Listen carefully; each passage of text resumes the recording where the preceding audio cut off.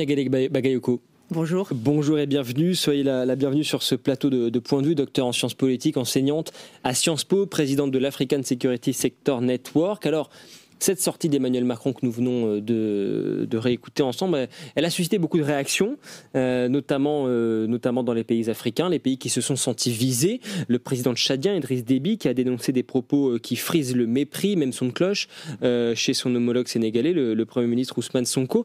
D'abord, comment analysez-vous cette déclaration du chef de l'État ? Est-ce que c'est une maladresse ou bien un coup de pression diplomatique ? Moi, je pense que c'est une maladresse. Et d'ailleurs, les clarifications que l'on entend de la part de l'entourage du président qui indiquent que seulement les pays du Sahel central étaient visés par ces propos, oui, parce qu'on précise qu'il y a eu un dérapage. Effectivement, on précise qu'Emmanuel Macron ne cite aucun pays nommément dans cet extrait. Qu'est-ce qu'il cherche à faire, Emmanuel Macron, quand il dit cela ? Alors, ce qui est important, c'est qu'en effet, je pense qu'il a voulu, sans doute par manque de temps, amalgamer des situations qui sont très différentes. Il y a d'une part le message qu'il entend faire passer aux régimes militaires qui sont désormais au pouvoir au Mali, au Burkina Faso et au Niger, et avec lesquels il y a un grand contentieux sur lequel nous pourrons éventuellement venir. Et d'autre part, il s'est adressé, à mon avis de manière tout aussi maladroite, aux pays dont il a été décidé que les forces françaises devraient quitter le territoire à l'initiative des pays eux-mêmes, en l'occurrence le Sénégal et le Tchad, le cas de la Côte d'Ivoire étant différent, et du Gabon également, et c'est là que se situe le contentieux. Et il y a un débat d'ailleurs sur cette question, parce que c'est ce qu'affirment effectivement les représentants de ces pays, présidents, premiers ministres, qui affirment que c'est eux, à leur initiative, que les troupes françaises se sont retirées. C'est pas vraiment ce que dit le Quai d'Orsay. Alors, il est très clairement établi, si l'on reprend le déroulement des faits, que le voyer spécial pour le président de la République, Jean-Marie Bockel, chargé de la redéfinition du dispositif militaire français en Afrique, a annoncé que des forces françaises resteraient stationnées avec des effectifs réduits, aussi bien au Sénégal qu'au Tchad, qu'en Côte d'Ivoire et qu'au Gabon. Et le lendemain, le Sénégal d'abord, puis le Tchad ensuite, ont fait savoir que ça ne serait pas le cas. Donc, il apparaît très clairement que la décision est en effet venue de ces deux pays-là. En revanche, des accords ont manifestement été passés avec le Gabon et la Côte d'Ivoire pour que quelques personnels français restent sur place, mais avec des missions différenciées. Ce que dit le Quai d'Orsay, c'est que dans certains cas, en réalité, on a laissé la primeur de l'annonce à certains pays, mais en fait c'était une décision concertée. Bon, en tous les cas, on voit bien que les versions ne coïncident pas complètement. Ce qui est certain, c'est qu'il y a un bras de fer diplomatique qui s'est installé clairement. Alors, ce n'est pas seulement le Quai d'Orsay qui tient ces propos, puisque le président Macron lui-même a indiqué que la France était polie et avait donc laissé l'initiative de l'annonce aux pays concernés. Avec effectivement une divergence de point de vue. Alors, une divergence de la part du Tchad et du Sénégal, comme je vous l'ai indiqué, la version de ces pays-là est quand même beaucoup plus crédible. En revanche, pour ce qui concerne la Côte d'Ivoire, dont le président Alassane Ouattara a en effet annoncé il y a une dizaine de jours la fermeture de la principale base militaire française, c'est en effet ce qui semble s'être produit. Mais quand même, quelle absence d'élégance. Le mépris est quand même indéniable lorsque l'on a besoin d'indiquer que l'on est poli et que l'on laisse gentiment, je dirais, les pays africains annoncer des choses qui sont décidées à Paris. Vous avez été surprise par cette liberté de ton d'Emmanuel Macron ? Non, pas surprise, parce que le président français est particulièrement coutumier de ce type de déclaration, particulièrement en Afrique, et malheureusement, c'est quelque chose qui a beaucoup contribué au recul de l'influence et de la présence française sur le continent. Autre question, Niagale Bagayoko, une question que se posent certains Français. Emmanuel Macron a-t-il vraiment tort sur le fond de taper du poing sur la table ? Certains disent Oui, c'est dit de manière un petit peu brutale, mais il y a quand même un peu de fond de vérité. Quand on pense par exemple aux 58 militaires français qui ont péri, qui ont perdu la vie au Sahel ces 10 dernières années, quand on pense à l'investissement financier également que cela représente depuis le lancement de l'opération Serval en 2013, et quand on voit la manière dont les Français doivent aujourd'hui quitter le territoire, certains se disent oui, c'est vrai qu'on est un peu, pour reprendre l'expression d'un diplomate, les dindons de la farce. Alors, je pense que la situation est quand même beaucoup plus complexe. Là aussi, je pense qu'il faut revenir à l'historique exact. Là où le président français a raison, c'est que c'est en effet la France qui a commencé par annoncer qu'elle allait rétracter son dispositif déployé dans le cadre de l'opération militaire Barkhane, et cela après le deuxième coup d'État au Mali, parce qu'il faut quand même rappeler que le président français s'est dans un premier temps réjoui de l'arrivée au pouvoir des militaires après le premier coup d'État, en estimant que les autorités étaient sans doute beaucoup plus enclines à coopérer que leurs prédécesseurs civils. Par contre, là où il est compliqué de trancher, c'est qu'en effet, il y a eu d'importantes pertes françaises, mais qui sont quand même, et on y reviendra sans doute, beaucoup plus limitées que ce qu'essuient, par exemple, les Russes aujourd'hui dans le pays. Donc il faut saluer la mémoire des soldats français, mais souligner que les pertes ont été tout à fait gérées de manière très professionnelle par l'armée française. En revanche, les résultats qui ont été obtenus sont absolument minimes en réalité. C'est-à-dire qu'il y a un échec collectif à la fois des partenaires internationaux, quels qu'ils soient bilatéraux, occidentaux ou non, multilatéraux ou même africains, à faire face au type d'insécurité qui d'ailleurs ne peut pas être uniquement réduit à la menace djihadiste. Un échec collectif, un échec d'Emmanuel Macron lui-même ? Non, moi je ne pense pas que l'échec se limite à Emmanuel Macron. Je pense qu'il a aggravé en effet la situation par un certain nombre de déclarations intempestives, par une arrogance qui ne se dément jamais, comme on vient encore de le voir à cette occasion. Mais la situation d'un certain type de pays avec une conflictualité et un type de violence que les acteurs internationaux et nationaux n'arrivent pas à contrôler est beaucoup plus préoccupante. Ce que l'on a constaté au Sahel, c'est exactement la même chose que ce que l'on a vu en Afghanistan, que ce que l'on a vu au Moyen-Orient, c'est-à-dire des moyens déployés non pas seulement par les forces militaires, qu'on accuse à mon avis beaucoup trop souvent, mais également par les acteurs du développement, à apporter des réponses à l'insécurité qu'expérimentent les populations locales. Est-ce que vous diriez que la France est aujourd'hui, en tout cas en l'état, condamnée à l'effacement en Afrique? Quand on voit la force des propos, notamment du Premier ministre sénégalais Ousmane Sonko, qui dit que la France n'a ni la capacité ni la légitimité pour assurer à l'Afrique sa sécurité et sa souveraineté. Ce sont des propos forts.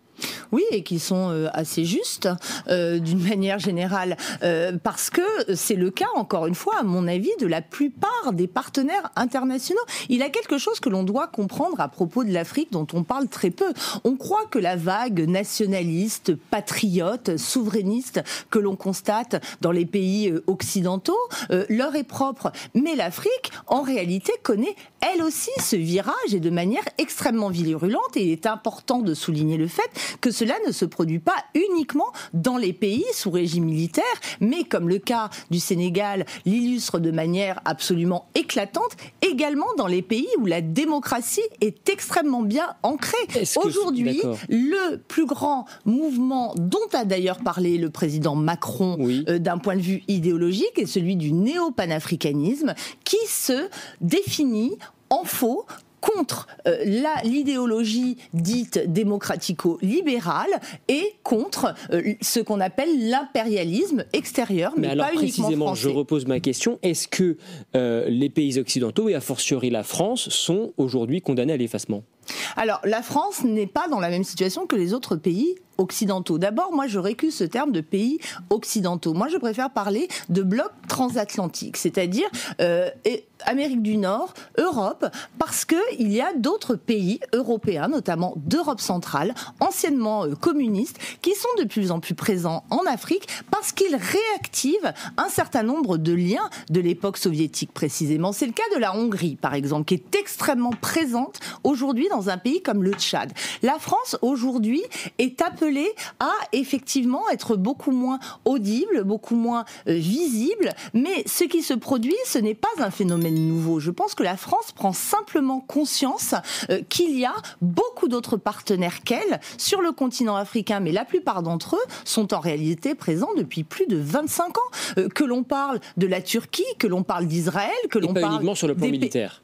Exactement, que l'on parle des pays du Golfe Persique, tous sont là depuis des années. Ils déploient en effet des stratégies qui sont culturelles, qui sont religieuses. Si l'on prend par exemple le cas d'Israël, il est en général très proche des pays où les communautés évangéliques sont très importantes.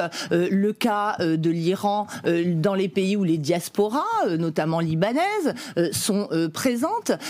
Les Émirats arabes unis ainsi que l'Arabie saoudite, là où l'islam est beaucoup plus conservateur, mais il y a aussi le rôle de la Turquie et du Qatar. Et ça, ce sont des dynamiques, par exemple, sur lesquelles la France ne joue pas. Et son modèle laïque, qu'il faut bien entendu défendre à l'intérieur du pays, à l'intérieur de la France, n'est absolument pas audible, ni en Afrique, ni d'ailleurs parmi un certain nombre de partenaires européens. Alors pour en revenir à ces autres leviers, et notamment le levier économique, le ministre des Armées, Sébastien Lecornu, affirme sur CNews Europe 1 hier que l'influence française en Afrique ne se résume pas aux bases militaires, que nous sommes en train de rétrocéder. Et lui, il dit que l'agenda, il est en bonne partie économique. Vous êtes d'accord avec cela ? Alors, c'est intéressant que ce soit le ministre des Armées qui indique cela, d'abord. C'est vrai que c'est révélateur. C'est tout à fait révélateur. Et d'autre part, ça, c'est un discours que l'on entend depuis des décennies en réalité, selon laquelle la France est beaucoup plus présente économiquement dans les pays non francophones que dans les pays francophones où en effet je doute de la réalité des intérêts économiques. Et en réalité, l'une des grandes difficultés à laquelle on s'est heurté au Sahel, c'est l'absence de capacité à définir des intérêts. Il n'y avait pas d'intérêt économique, quoi qu'on en dise, avec des théories complotistes selon laquelle la France serait dans ces pays-là pour en exploiter les ressources naturelles. Je ne suis absolument pas partisane de ce type d'analyse, mais il n'y avait pas non plus de ressortissants particulièrement nombreux. En fait, la France était là pour défendre son rang, et c'est en réalité de ça qu'il s'agit. C'est donc une erreur, l'erreur d'avoir eu une présence trop militarisée, selon vous ? Pas uniquement militarisée de manière, à mon avis, beaucoup trop présomptueuse. C'est-à-dire que la menace, ou les menaces plus exactement, qu'il s'agit de contenir, on parle beaucoup évidemment des groupes djihadistes, mais si on voit la multiplication des groupes d'autodéfense, etc., de la criminalité organisée qui ne doit pas être confondue avec le djihadisme, les moyens déployés n'étaient à l'évidence absolument pas adaptés. Et la façon dont on a affirmé de manière très péremptoire qu'on allait éradiquer le terrorisme a nui à la confiance et a provoqué un scepticisme, puis un rejet parmi les opinions publiques africaines. Ça aboutit effectivement à la situation de rejet que nous connaissons aujourd'hui. Vous avez évoqué les autres pays qui exercent une influence grandissante en Afrique. Quelle alternative devons-nous aujourd'hui, la France, proposer selon vous face à la montée en puissance de la Chine, la Russie ou l'Iran, pour ne citer qu'eux ? Alors moi je pense que d'abord il faut considérer que les Africains ne sont pas des marionnettes, que ce ne sont pas des jouets aux mains des puissances extérieures, et c'est ça le phénomène qui est en train de s'affirmer. Il y a une guerre d'influence malgré tout sur le continent. Mais il y a des guerres d'influence partout dans le monde en réalité, vous le savez aussi bien que moi.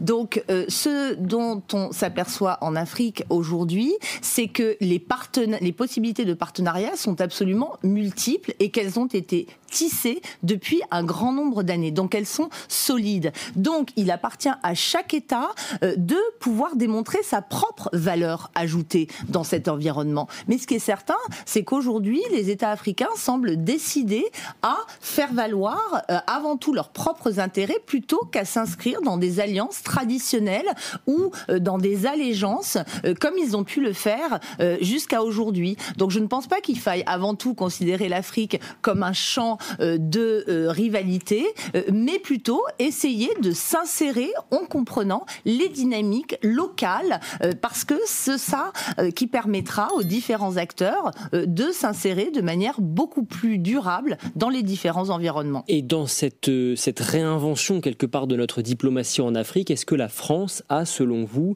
les moyens d'agir seule ?